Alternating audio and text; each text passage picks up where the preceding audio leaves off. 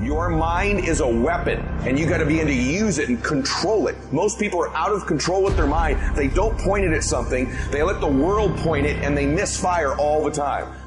You have control over your mind. You just have to assert it. You have to decide that you are going to be in control, that you are going to do what you want to do. And if you understand the mind, it does what you tell it. That's its job. And if you tell it better stuff, you have an amazing life. And if you tell it mediocre stuff, you have a mediocre life. Because there are some things in your life that will make you rock, that slap you out of your stupor and say, this ain't no time to cry. So you got to get used to being a little disappointed. You got to get used to walking into situations and being flexible, because if you are not flexible, you cannot survive. And all of a sudden, life demands that you pick up the pace. If you don't pick up the pace, you're going to be left behind. Because almost all problems can be solved if only you take the time to see them and think them through. That's very easy to understand, and it's very easy to say, but it takes strong character to put it into practice. You live in a world that's flat and two-dimensional. In other words, the impatient person lacks all sense of perspective. Perspective lets you measure your plans and current events against things that have already occurred, and also against your desires and aspirations for the future, then and now, here and there, near and far, need and know, watch and wait. These are the dual optics that allow the patient man to see in stereo, where the nearsighted person sees only the present, or the dreamer sees only an imaginary future, and more likely than not, trips over his mistakes trying to get there.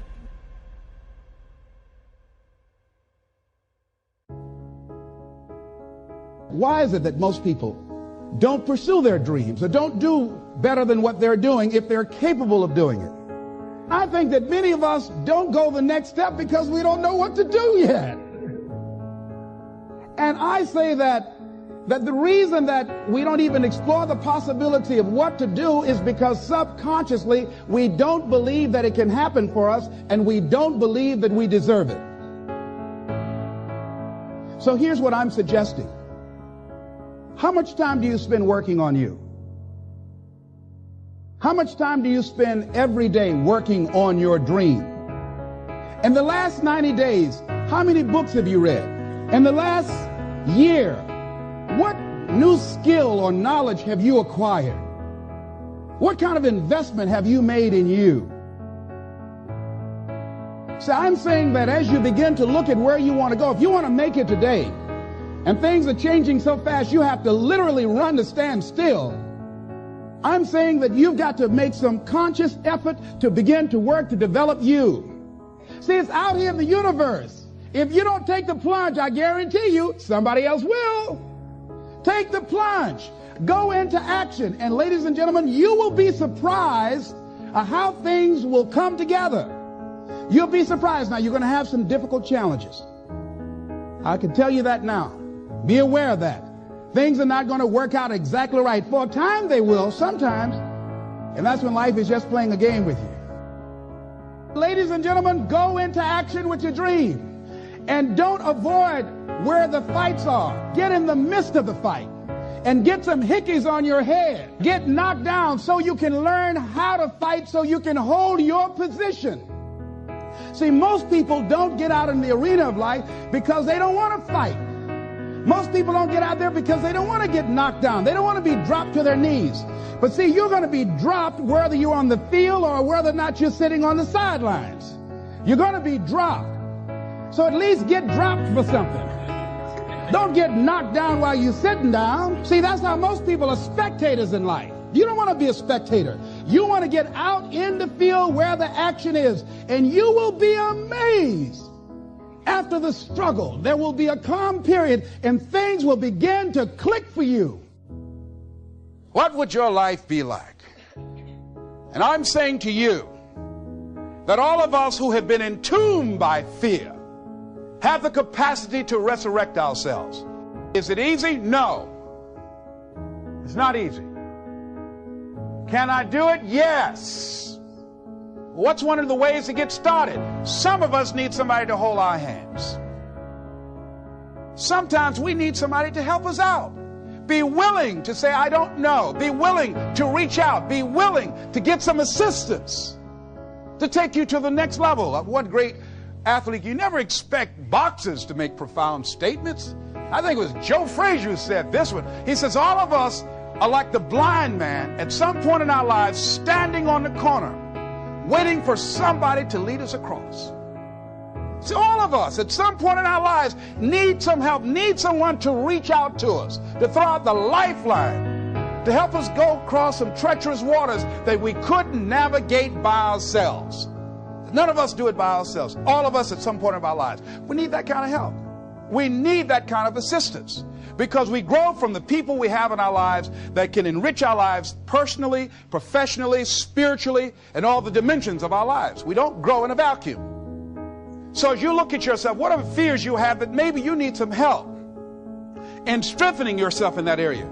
As you assess your strengths and your weaknesses, as you begin to prove yourself and your passions and your dreams and your goals and the things that you want, if you decide to experience all of your true potential, as you decide to manifest all of your greatness, as you decide, wait a minute, what else is available to me out here if I decided to experience the fear of rejection, the fear of no, the fear of failure, the fear of standing by myself? What else is available? Of taking a chance, a fear of losing it all. What else is available to me that will bring some extra meaning and value?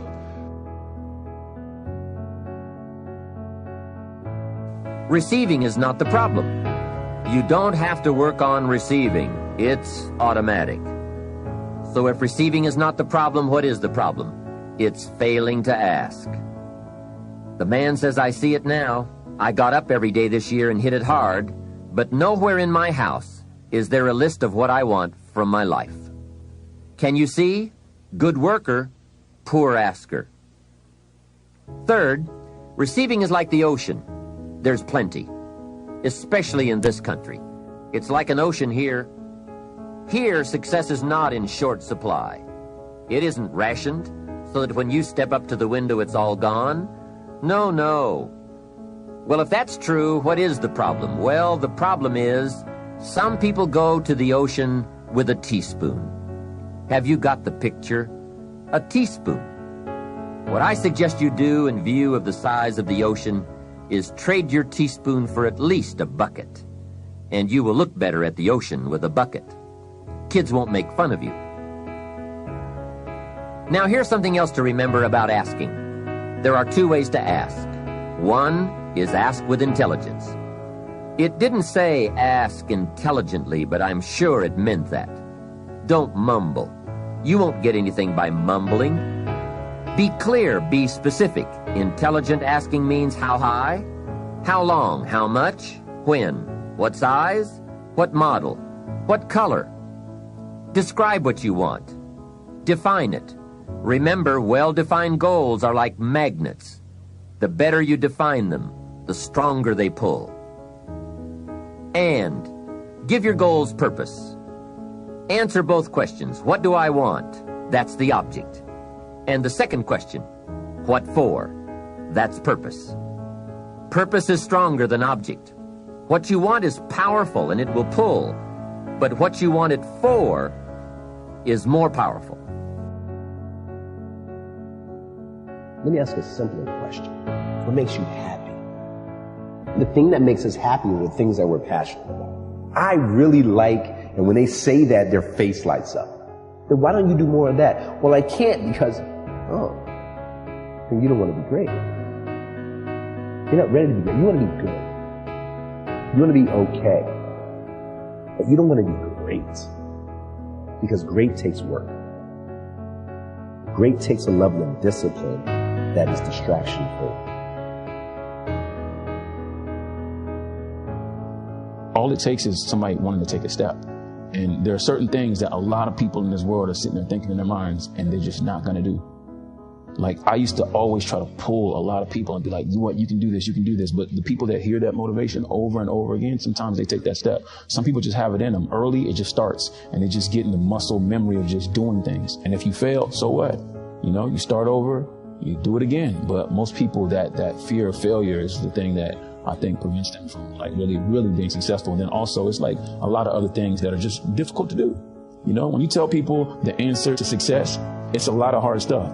You got to work hard, right? Nobody wants to hear that. Everybody wants a shortcut, you know? Some people understand that. They appreciate the progress, you know? If you tell people right now, hey, if you want to lose this many pounds, this is what you got to do. There's no short solution.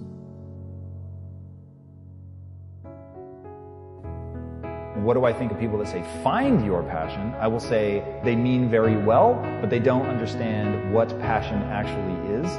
So I think because a rare breed of individual develops a passion when they're young, they then mistake it for, I found my passion, but that's not really true.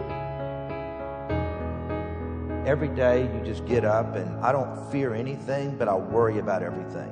And the day you stop worrying in good times, the paddle will get your behind. And so as great as things are in life, I know you're only a few steps or a few incidents away from something bad happening. You can never forget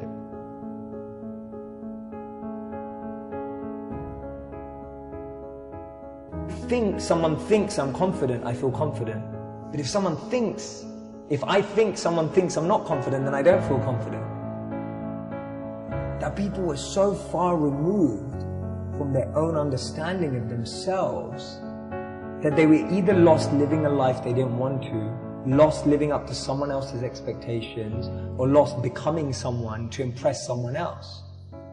And so people were their real identity is almost buried under 6 feet of multiple identities they've created. Let me tell you, in order to have something different, you are going to have to do something different. In order to have something more, you have to do something you haven't done yet. And when you look up, and you don't have to have a magnificent change over 12 months, have a small change over 30 days, and then a small change over 30 days, your breakthrough will come in needlepoint moves. And you'll look up in 5 years and not recognize your life.